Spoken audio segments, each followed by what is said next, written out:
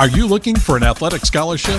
You're in the right place. This is the Recruit Me Athletic Scholarship Podcast, the longest-running podcast on recruiting and athletic scholarships.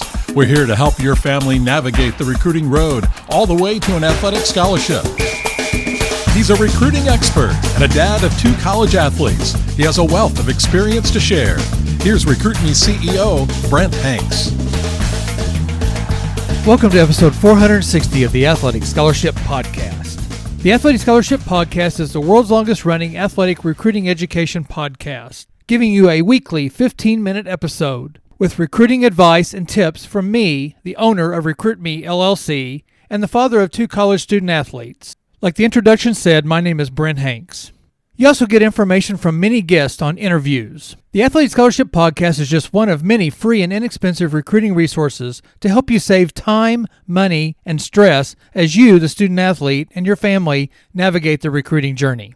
Recruit Me gives you the free Recruiting Power Pack, a free monthly newsletter, free answers to recruiting questions just by emailing me at brent@recruit-me.com.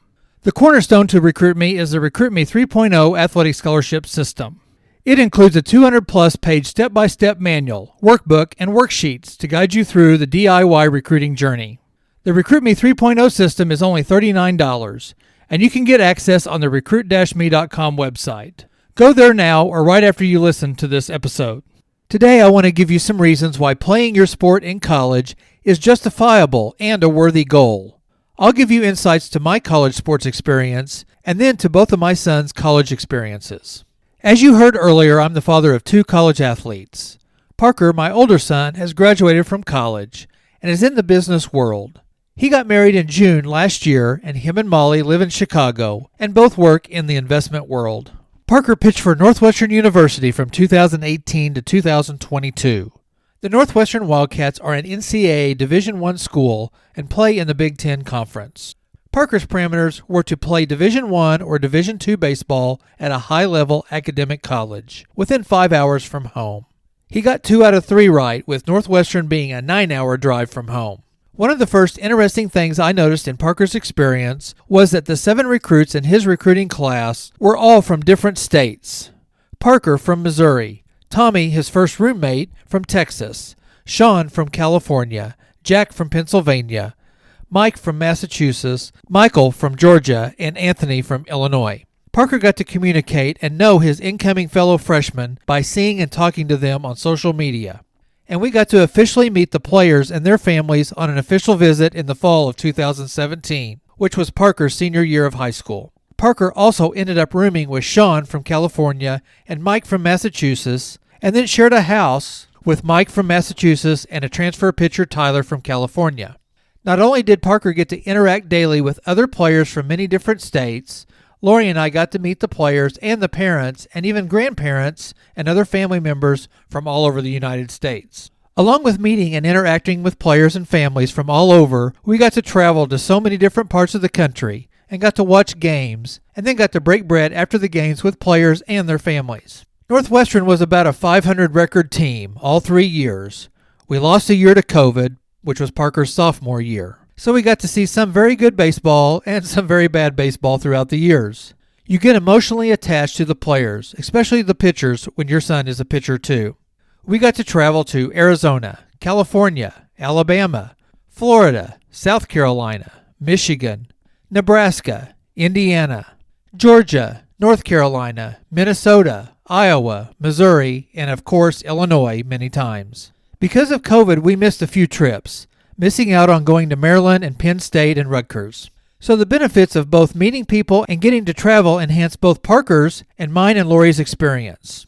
Sutton, my younger son, got benefits too. He got to attend an Arkansas versus Alabama football game when Parker did an unofficial visit to Arkansas. He also came to Evanston with us on Parker's official visit to Northwestern and got to be a part of the celebration of a 3-overtime football Wildcat win in the snow over Michigan State. Sutton was a freshman in high school, Parker's freshman year of college, and he traveled with us to Parker's fall games in Evanston, and we spent some time in Chicago, and then I took him to Durham, North Carolina to watch the Wildcats play Duke at the Durham Bowl Stadium. We got home about 3 a.m. on Monday morning after the flights were all canceled from Durham. and we had to rent a car and drive over 3 hours from Kansas City back home. Sutton had to be back for his first high school baseball practice on that Monday. We also got to travel with our families and meet relatives on travel trips. My parents traveled with Lori and I to Arizona for Parker's first games versus BYU at the Cubs spring training facility in Arizona.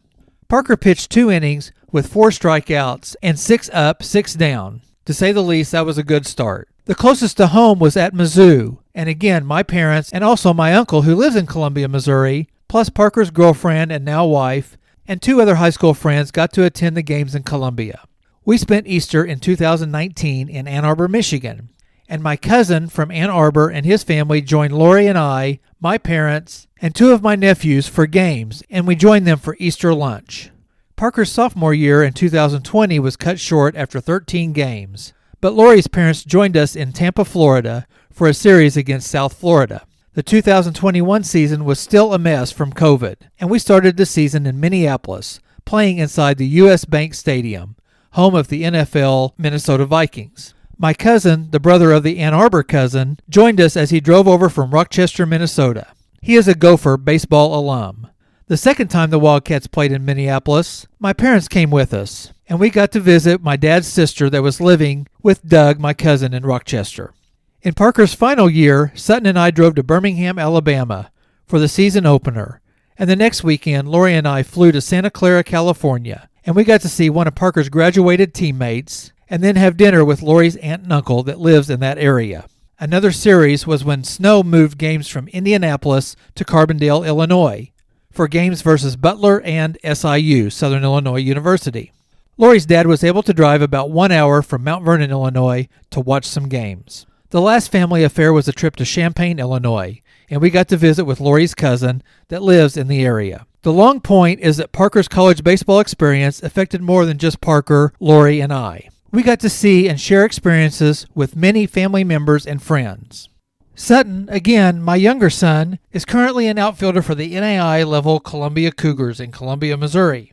He just finished his junior year. He's majoring in finance. The Cougars just finished a school record 43-win season and a trip to the NAIA regional tournament, losing in the championship to the number 3 team in the nation.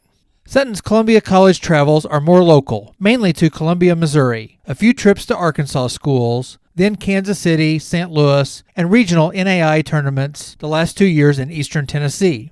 These trips are still fun, and family is able to attend games in Columbia and St. Louis. Both of the boys have hosted some teammates at Table Rock Lake in Branson, Missouri, and my parents have got to fix breakfast for all of them. Parker ended up having 2 of his teammates stand up for his wedding vows. Plus, current and future job contacts and friendship connections play a big part. My college sports experience was that of a manager for an NCAA Division I Southwest Missouri State Bears basketball team. Southwest Missouri State is now Missouri State. For my 4 years of college, I practiced against the varsity players, played on the JV team for 2 years, traveled with the team for 2 years, set up practices, filmed games, and washed all of the practice gear and the uniforms. The coaching staff was the late Charlie Spoonhour. Also, there was John Hammond, who is now the senior advisor for the Orlando Magic, and the former general manager of the Magic and the Milwaukee Bucks. Other coaching staff was Dennis Hill, a Missouri State Hall of Fame basketball player, and Brett Iba, the grandson of legendary coach Henry Iba.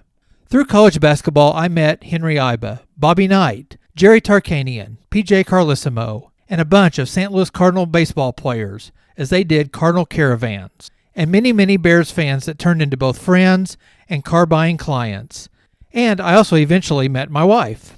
I got to travel to Hawaii, Los Angeles, Wyoming, Atlanta, Chicago, Iowa, Green Bay, Cleveland, and I even got to dress out in an NCAA March Madness game in Arizona against Seton Hall. Plus, I played a JV game and won that game at Allen Fieldhouse against the Kansas University JV team. The point of this long narrative is that you, as a student athlete, first, and secondarily, your family can benefit greatly from the people that you get to meet and the places that you get to go. A social aspect of being on a college team is another benefit of reaching your goal of playing your sport in college. I mentioned that Parker got to know the players in his recruiting class and some on the team already before he entered campus. Sutton also got to know some of his future teammates and classmates.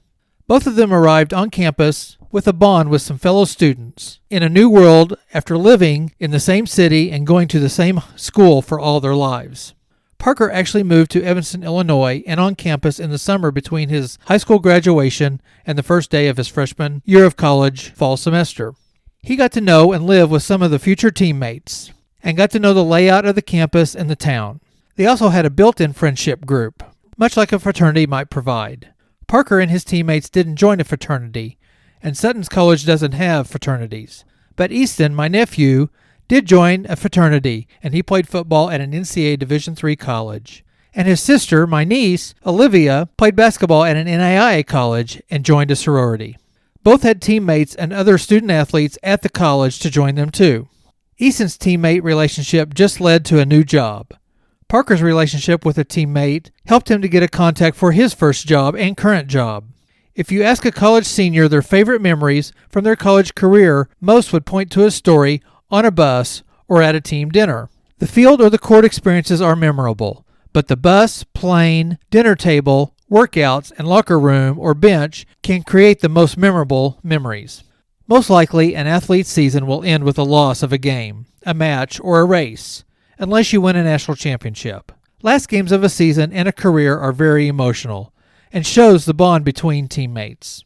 I think this is a very important part of the college sports journey and shows the buy-in and dedication to the sport, but moreover to each teammate. The day-to-day workouts, the travel, and pressurized games create a lifelong connection through the shared blood, sweat, and tears and memories and stories. I have teammates from college now in Arizona, Las Vegas, Atlanta, Cleveland, Wisconsin, and of course Missouri, and I still talk with them. I look forward to any alumni reunions to share stories about the past and to see what is going on in each of their lives. Connections and relationships are, I feel, the most valuable asset you get from a college experience. You will see and hear Recruit Me and other recruiting resources say that your recruitment decision is 4 years to set up the next 40 years of your life. You will see that people point out that a small percentage of college athletes go on to play their sport in a professional career. That is true, and whether you do or don't play your sport professionally, your classwork and your sports experiences and contacts are important. Not only do your connections from sports help you in your business professional career, but you gain work ethic, discipline, and lessons from performing under pressure, and that makes you a desired hire for a business and bosses. Just as you needed in your recruitment, you needed to find a separator from the other recruits. And you need to find a or some separators to get the job that you want. Your athletic experience could be that separator. Make sure to highlight your participation in your interviews and on your job resume. College sports can help you develop skills like teamwork, discipline, organization, time management, work ethic, adaptability, resilience, communication, handling pressure, and networking. Today I covered just a few advantages of pursuing a college sports experience. Sports can provide built-in relationships and friend groups as you enter a college campus, and those groups can make it an easier transition. Initial relationships turn into lifelong relationships. On-campus and travel opportunities for the student-athlete turn into stories the student-athlete will think of and tell for years. The travel and the relationship advantages are not exclusive to the student-athlete. The student-athlete's family gains perks of traveling and meeting new families. The extracurricular sports activities for the student-athlete gains them opportunities to build skills for future careers and life in general. Not only do student-athletes gain skills, but they gain contacts for future endeavors. I wanted to paint a small picture of some of the whys a high schooler might want to pursue a college sports opportunity. Most only think of games, the prestige, the fame, and now NIL money. But most college athletes don't get NIL money, and most don't get to play in front of 10, 20, 50, or 100,000 fans. The largest crowd Parker played in front of was 5,800 fans, and he played in the Big Ten Conference. Cold weather, COVID, and not getting to a Big Ten Conference tournament may have kept him from playing in front of some bigger crowds. The point is that you may not get to play in front of big crowds, depending on where you play and your sport. The off-field advantages may become a bigger advantage than the actual games themselves. I just hope this helps you to see a bigger picture than just a field, a court, or a pool experience. Is it worth it? It has been for our family. My dad and his brother both played college basketball briefly. I got to be a part of a D1 basketball team for 4 years. My nephew played 3 years of Division III football. My niece got 3 years of college basketball at the NAIA level, and my 2 boys got to and are getting to play college baseball. All of us got great experiences and learned great lessons for life, not to mention friendships and memories. Go get yours if you want it. Thank you for listening to the Athletic Scholarship Podcast, and join me next Tuesday for another 15 minutes that will change your athletic scholarship future.